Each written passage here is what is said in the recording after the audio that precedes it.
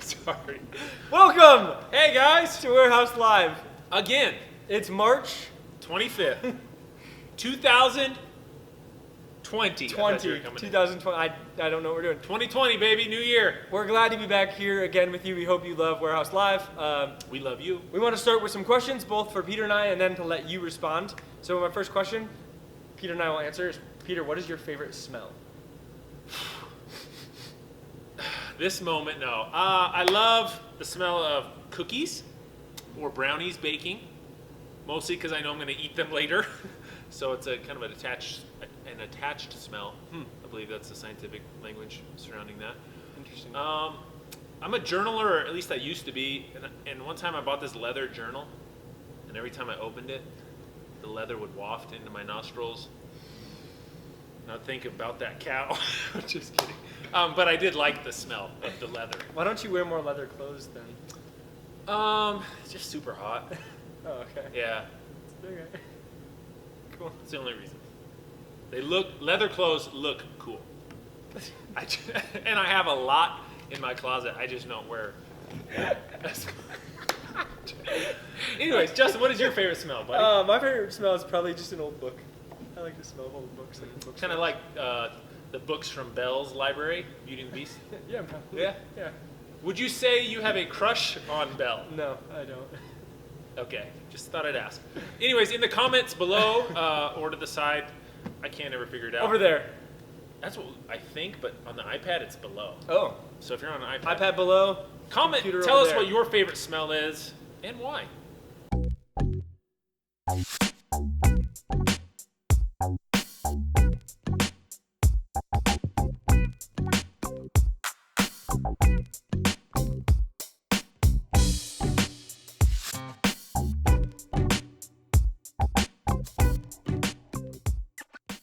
All right, second question for you guys and you guy is if you could collect any type of one item, it's a very clear question. If you could collect one item of anything, what would you collect? If I could collect one item, or if I could collect like one type of item, and I could have as many of them as I wanted. Yes, that one. Besides Pokemon, of course. Oh man, you already have an answer for this, right? I feel terrible. I do. I'm thinking. I You have go an first. answer. You go first. I have a collection. I'm a collector. Here's a confession for the viewers, and I think you might know this. I collect coins, of all things, believe it or not.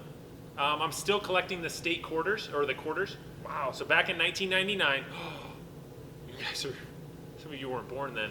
Wow. Back in 1999, they started doing quarters with the 50 states on it. So I collected all of those. I already have all of those. It's impressive. I know. And then they started doing national parks. And so national parks is going to go, I think, through 2021 or 2022.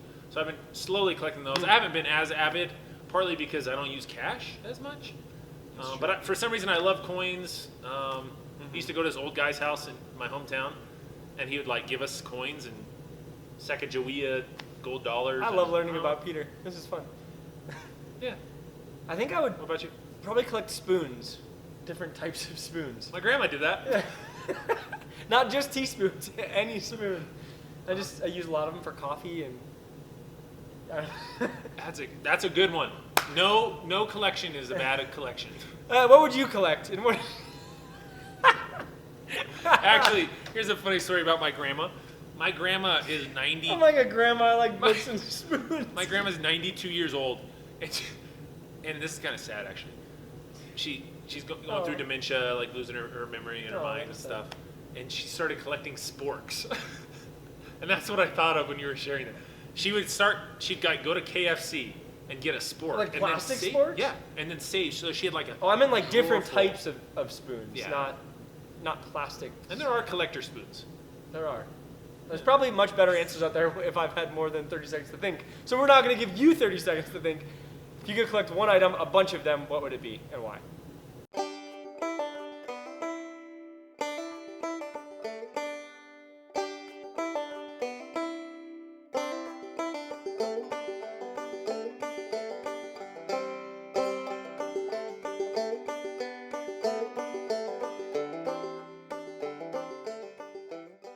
All right. Hey. Wow. Laura, I can't believe that's what you'd collect. That's really weird. Oh. It's really weird. Oh. Shocking. But now, we're gonna go to our Favorite? peek in on what our favorite students. You know them as Richard and Bobby. What are they up to this week? I don't know. Let's see. Richard, is it on? Yes. Look left. No, at the screen. Oh, bottom right. left. Right. Hey guys, we're going to show you some things that you can do at home while you're at home. For this segment, Richard and Bobby, Richard is my name, Richard Foster, sophomore at Pomona. We're going to teach you how to address a letter or an envelope or an envelope, depending on where you're from. And you can send this letter to anyone you want in America. So first, write the name of the person you're going to send this letter to. I wrote Dad. Who I'm writing to? Mr. President. Then, think of where they're from. What part of the country? What street they live on. Write the street address next. Where's he live? Big house. Then, write the name of the city they live in. What city? Big house city. And then zip code. Zip code is a digit system designed by the United States Postal Service to direct the mail exactly where to go. We're all arranged in different zip codes. That's why there's that song. You gotta have a zip code on the envelope. A zip code for you want to track a home. A zip code, morning, noon, and night, and everything will be alright. Next, you write your name and your address in this corner. Who am I? Bobby. Where do I live? Bridge on Paco Street. But she'll be able to find me there unless I'm wandering the countryside or countryside. Get a stamp, lick it, or stick it. They're mostly stickers. Put it in the right corner. Find whatever letter or message you want to send, post it in there, lick this. It's been kind of therapeutic.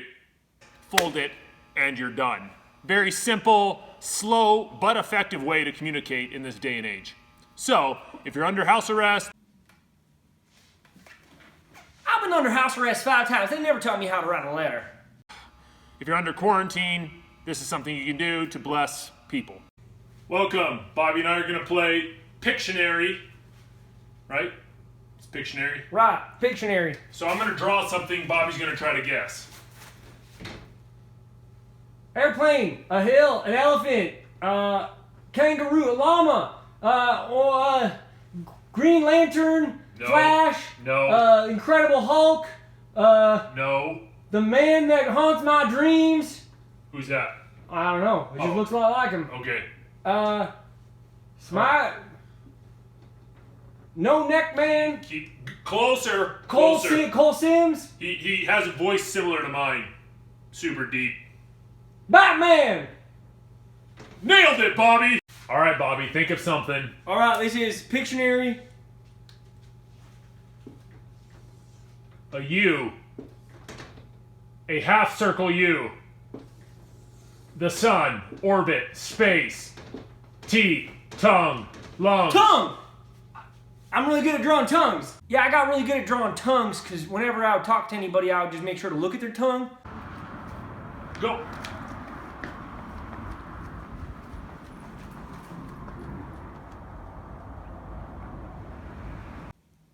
As you guys can remember, my body's pretty chiseled, and in order to keep it chiseled, I have to keep it in tip-top shape. So that's why I run mostly. I lift things like logs that I find on the road.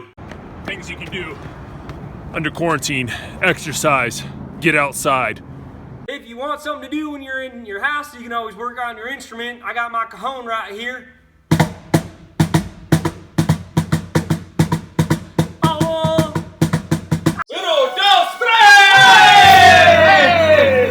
What's up, guys? Welcome to the announcement portion of the video where we come to tell you announcements. We're on take 3, so we'll see how this goes. First take, though. First take.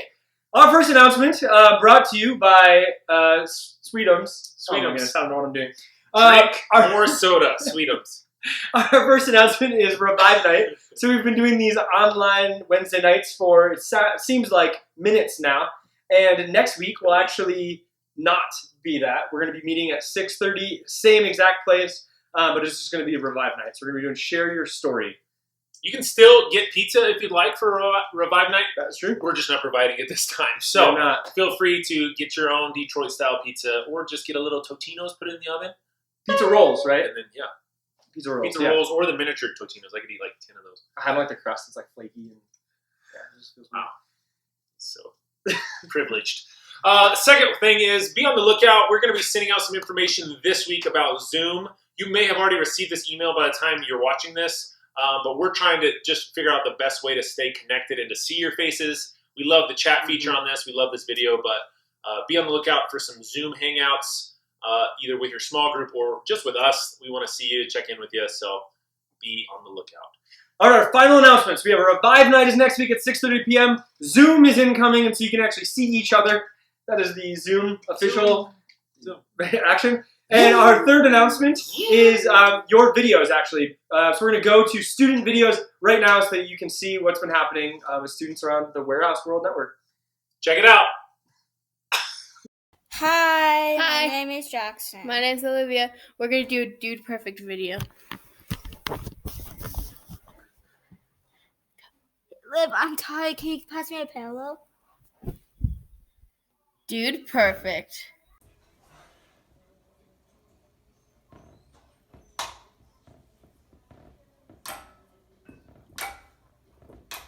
I just want to drink. Trick shot. Let's go! Airport.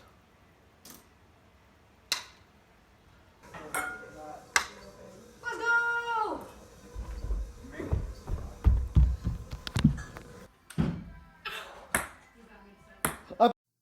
Thanks for those videos. Here's my first take.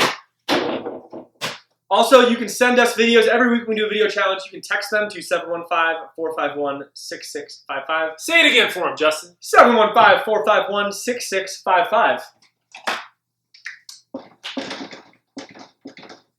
Oh boy. Totally legible. Totally legible. You can So- send it to those or email it to warehouse@foothillsonline.org. And remember, as the world spins, So does our lives. first take. As the world spins, So does our life or do So our do lives? our lives. I couldn't remember if it was singular or plural. Okay, one All more right. time. all right, first take. First thing. And remember, as the world spins, So do our lives. stay safe out there.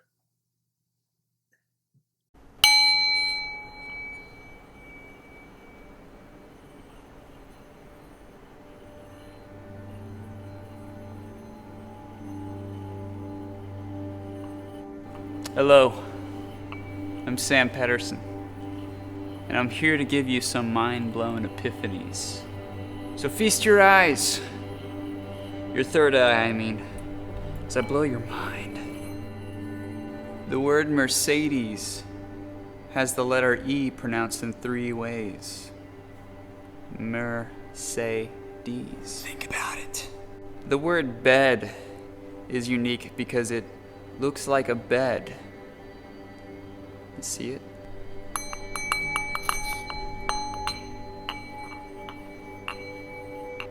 If you know how to spell the word socks, S-O-C-K-S, you're actually saying it is what it is in Spanish. De nada. Remember in grammar, I before E, except when you run a feisty heist on a weird beige foreign neighbor. Then don't do I before E. The word homeowner has the word meow in it.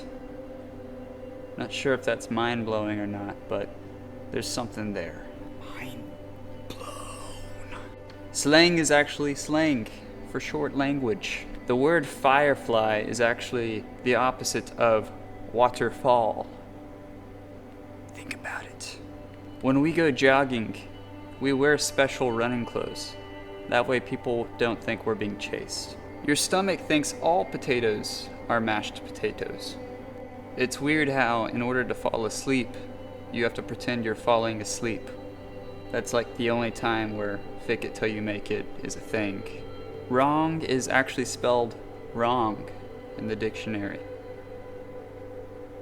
It's a true fact. Mothers get 1 day out of the year, whereas sharks get an entire week.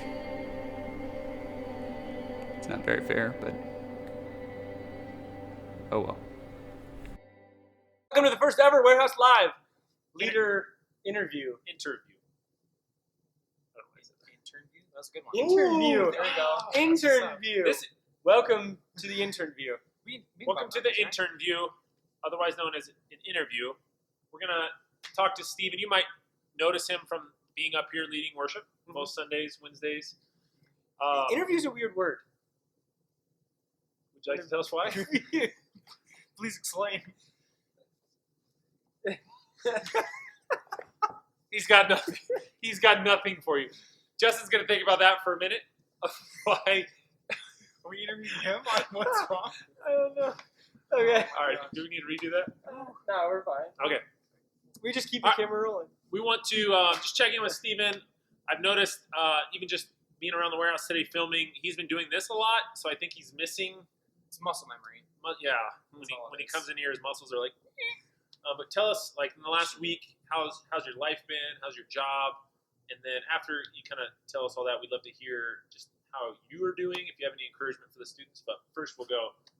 Steven's life. Sweet. Yeah. Life's been a little weird. Obviously, work's been weird. We closed down our lobby at work, so it's You just closed down your lobby. Where do you work? Starbucks. I work at Oh. Starbucks. It's a coffee shop, It's a a coffee local, shop. also global.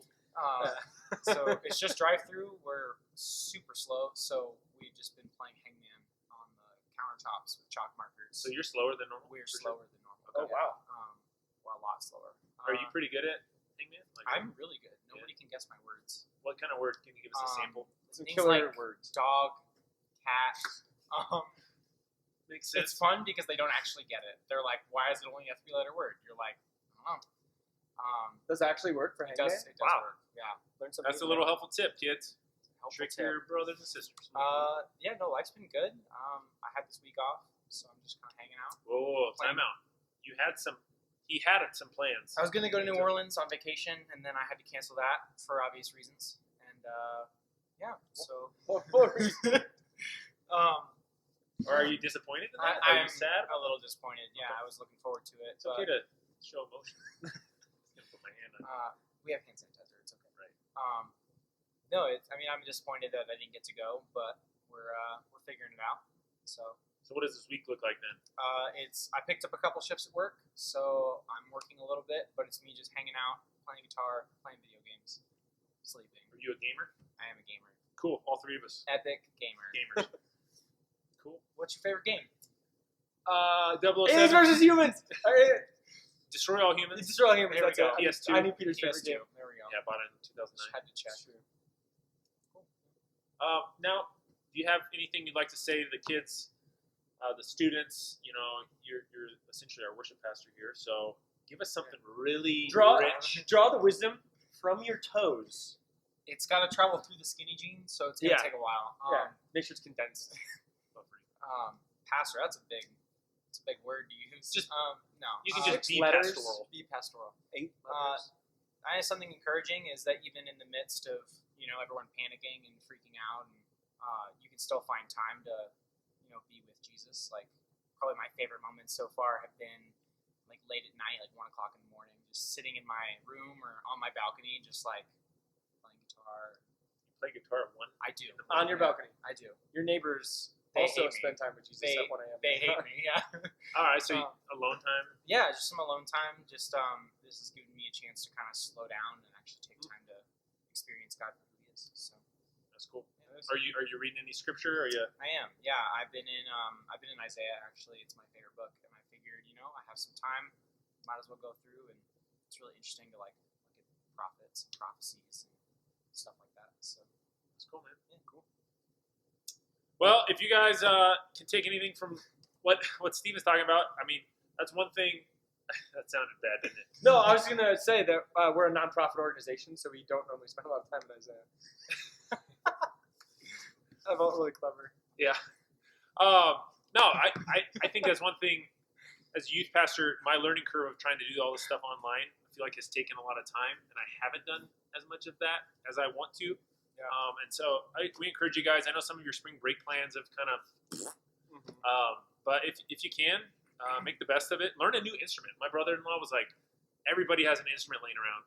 Everybody should just learn a new instrument, which that might be fun. But it's cool to hear People on the how you're worship team. doing. What's that? So we need people on the worship team. So Yeah. there you go. When we come back, Everybody will have an instrument. everybody will have Everyone will be up here, and no one will be out there. Perfect. That's what's up. All right. Well, thanks for being here. Yeah. And we love you guys. I keep saying that over and over again, but it's good to say. Hey, Warehouse. Back in the Middle Ages, there was this blacksmith. And as he worked on his trade, he was known all around as being the greatest blacksmith. He was expert. And so people would bring him their supplies and their damages, and he'd repair them. And as time went on, he became more and more popular and famous. And so he needed to increase the size of his business. And so he looked around and he finally found a young man who was able and willing and excited. And so he took on an apprentice. What that meant was he brought this apprentice with him. The apprentice learned basic things right away, to clean tools and to prepare things. But as time went on, the master, blacksmith, would teach the apprentice, watch, then do. Watch, then do. So the apprentice would come with the blacksmith, and as he would work on something, the apprentice would watch. And then afterwards, he would do. He would put into practice what the blacksmith had shown him. You know, time went on for a while, and the apprentice grew in his ability. And eventually, he became so good, and the practice became so popular, that the master decided he was going to leave for another place. Once the apprentice heard this, he kind of freaked out inside. Right? The master had always been there, always teaching him. Just in case he messed up, the master was always there to fix things. But now, the blacksmith was leaving. So the apprentice went to him and he said, I don't think I'm ready for this. I can't do this. He said, it's okay. Take a deep breath. You're going to be fine. Tonight, tomorrow, we'll spend the last couple days together, and I will prepare you. In a lot of ways, this story is like Jesus' life. He came to be here with us, and he brought disciples around him to teach them, to have them watch, then do. If you follow Jesus' life, his ministry, that's what the disciples did. They would attempt the things Jesus did. They would fail miserably, spectacularly. They would watch and then do. And now we come to the part in the story where Jesus is going to leave his disciples. And he gives them that same message the master blacksmith gave to his apprentice. I'm leaving, and you're going to carry on my mission. Except it wasn't making tools and fixing things. It's to bring the kingdom of God to this world. And the disciples, just like the apprentice, were terrified. They had no idea what they were going to do, and they didn't really understand what Jesus was talking about. And so we're going to be jumping in these next 2 months, looking at this last bit of Jesus' life. It's really interesting that actually the last third of the book of John is just the last couple days of Jesus' life. It's the Last Supper, his death, resurrection, and his ascension. Can you imagine if someone wrote a biography about your life, and a third of that biography was just your last couple days?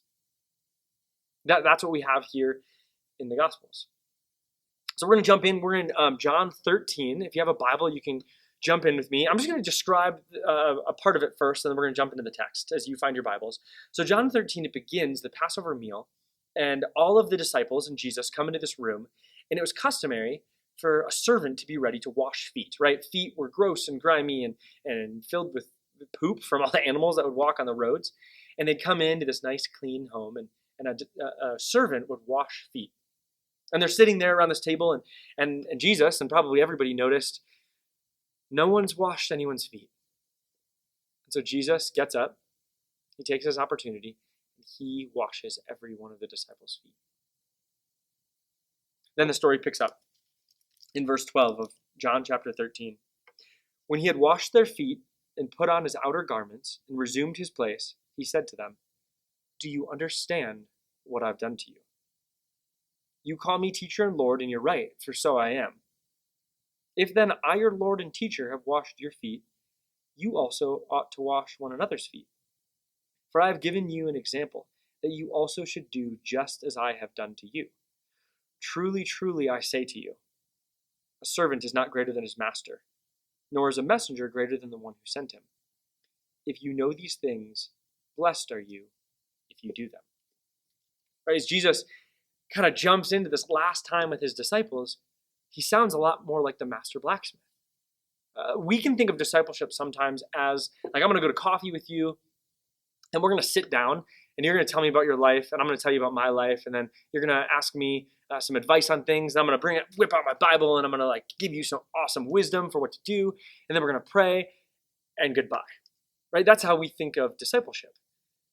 But for Jesus, discipleship was more of apprenticeship. I was reminded of this by Ashley Ryan, the pastor over at Restoration Community Church. He was giving a sermon a couple weeks ago.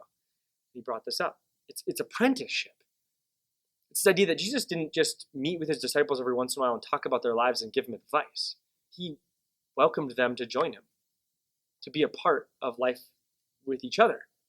And as they did that, Jesus modeled watch, then do. Watch, then do.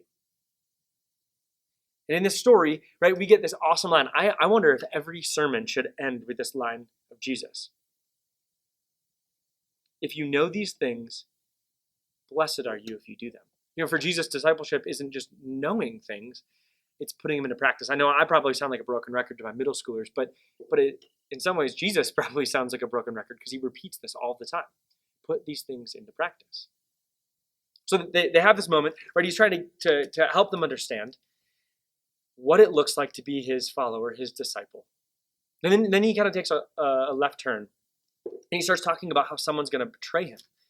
Right? He gets done washing their feet. He tells them to do the same thing, and he says, one of you is going to betray me. And all the disciples start to kind of freak out. You know, John is kind of leaning against Jesus, and Peter motions to him, ask Jesus who it is.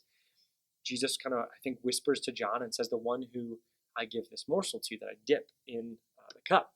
So he does that, and he gives it to Judas. And Judas Iscariot eats the bread, and Jesus says, go do what you're going to do. So he leaves. But the disciples don't get it, right? Us reading the story, we get Judas is the bad guy, he's the betrayer, we understand that, but they didn't. It even says in the text that they thought, because he had the money purse, they thought, oh, he's going to go buy food for the feast for later, or he's going to go help the homeless or something, but they didn't really get that Judas was the betrayer. And then Peter, hearing Jesus talk about going somewhere, about leaving them, asks this question. He said to him, Lord, where are you going?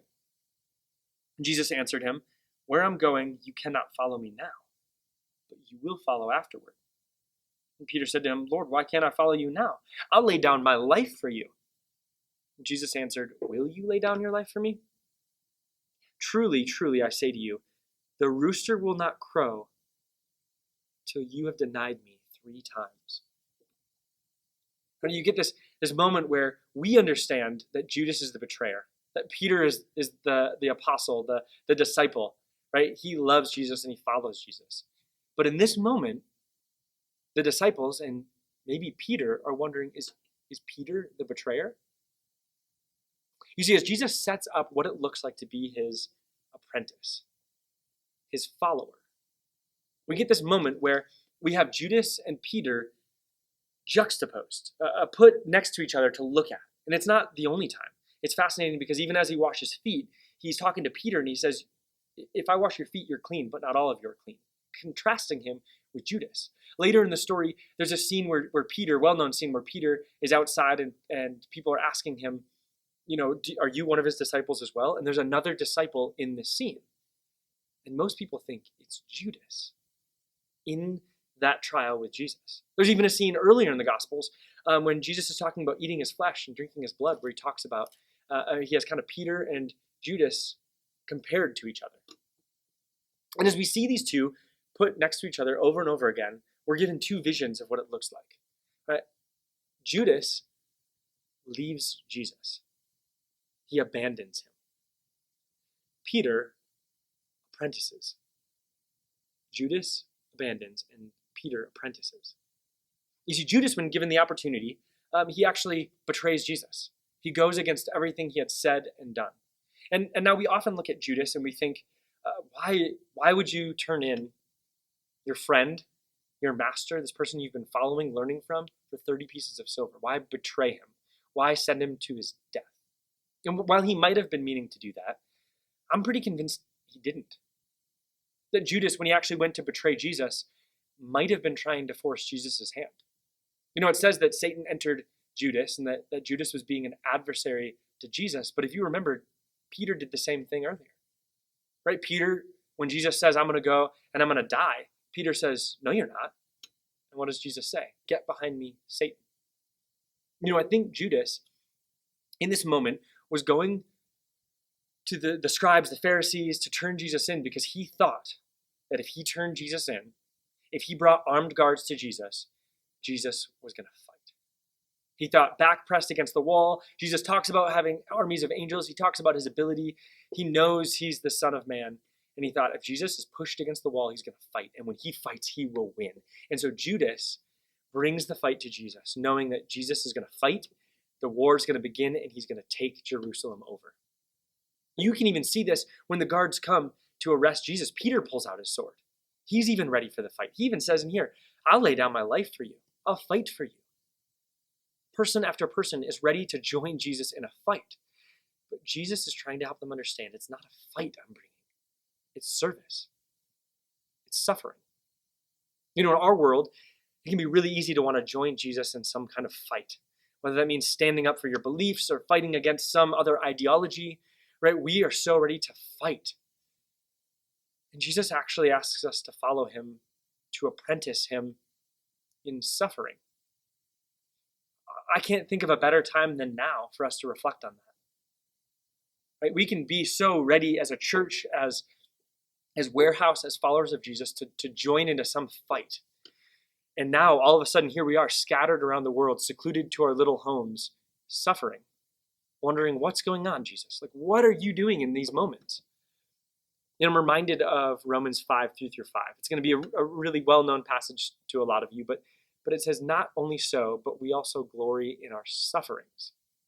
We glory, we bask in, we get praise from our sufferings. Because suffering produces perseverance, perseverance character, and character hope.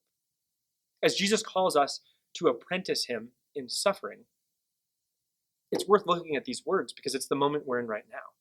I've been reflecting on these words, and as I kind of dug into them and let them sit in my mind, I was thinking, you know, the suffering that we're in, the suffering that we go through, it leads to perseverance, to continuing, to not giving up. So I want to encourage you right now, as we're, you know, maybe just a week into this, if you're feeling tired, if you're feeling like, man, I just don't want to apprentice Jesus right now. If I'm honest, I'm tired. I can't, I don't want to. Believe me, I've felt that 100 times already in a week. But as we continue on, as we get up day after day to a new day, we persevere. And as we do that, as we carry on, as we decide, through the failings, through the failures, right? Just as Peter apprenticed Jesus, failed, right? He denied him. He didn't abandon him like Judas. He failed, but he didn't abandon him. Just as we fail in some of these days, as we continue to follow Jesus, we persevere. And that perseverance leads to character. Now, at first, as I was looking at that, I was thinking, okay, so we suffer, right? We go through hard times, but we carry on. We maintain our relationship with Jesus. We continue to follow him. We work our best to be like him. We persevere. And that produces character. That changes us. I was thinking about how I can't remember most of the sermons I've ever listened to, right? Like if I asked you right now to tell me anything I've taught you, some of you have probably listened to me preach 50, 60, 100 times, right? I've probably listened to hundreds of sermons, and yet I can barely remember any of them. Maybe a handful of sermons that really hit me I can remember. But that's not the point. See, then do. Watch, then do. Right? The Christian life is built around apprenticeship, about learning about Jesus and putting it into action. And as we do that, it changes who we are. So that even if we forget the teachings, even if we forget, maybe hundreds, thousands of Bible verses that we've read, memorized, studied, it changes us. It produces character. And in these moments of suffering, as we persevere following Jesus, it produces in us character, changes who we are. But there's a cooler meaning to this word, actually. It's not just character. It's not just who we are. It's actually a revealed or a proven character. Right?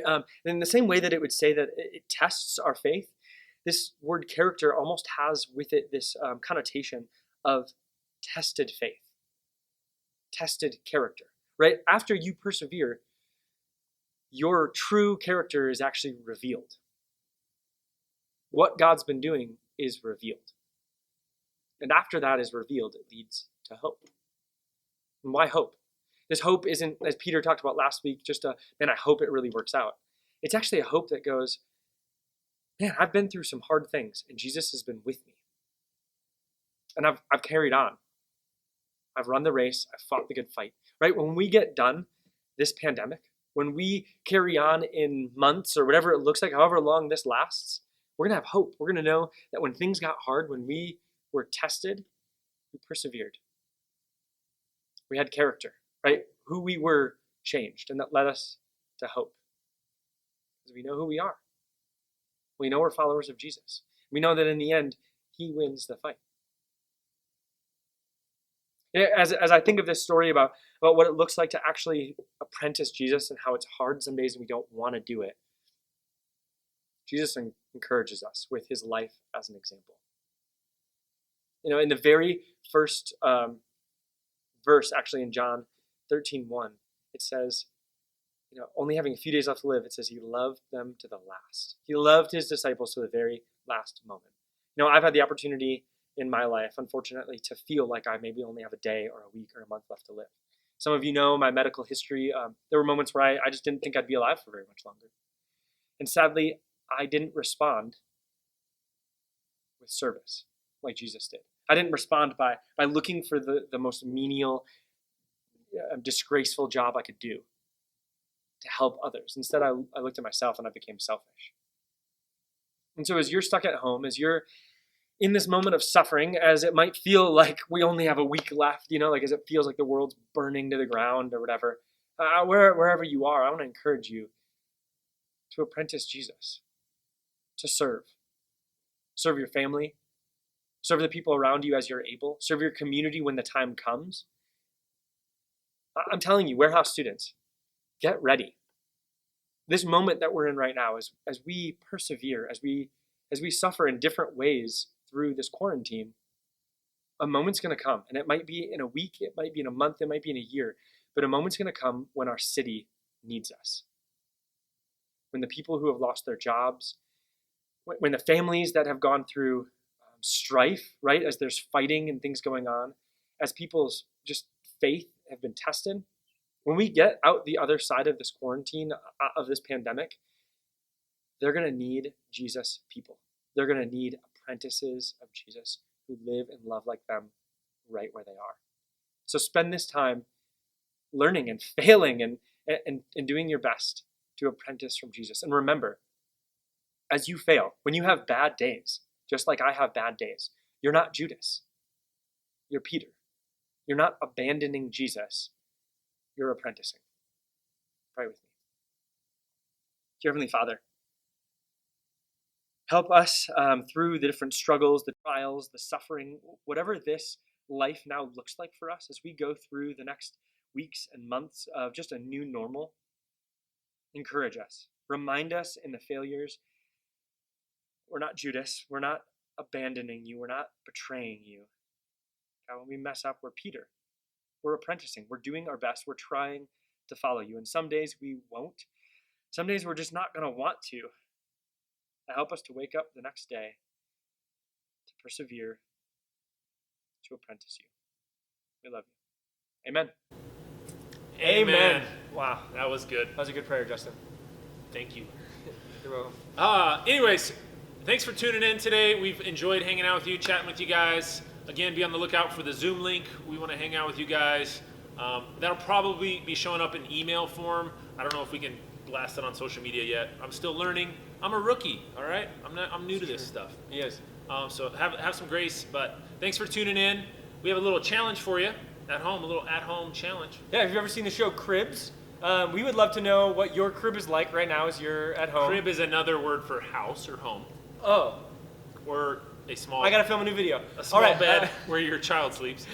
Totally gotta film a new video, but that's okay. It didn't take me that long. That's okay. If you want to film your home, what it looks like, yeah, give us a little tour. Try to keep it at about 30 seconds. So sprint if you're rich and have a big home. Walk really slow if you're like me and you live in an Yeah, we apartment. want to see where you hang out, where you eat your cereal in the morning. What's your favorite spot in your house? Is it that little nook right in the sun? You sit there and you open the word to the book of Proverbs. The 31st chapter tells me all about her. You know, like, is that what you do? Or is it the bathroom with the fan that's so loud no one else can hear you and you go to the bathroom? and you're watching like 7 YouTube videos. All right, love you guys. See you next week. Revive Night, 6:30. We'll be online again. We'll be there. We'll be hanging out. And have a great week.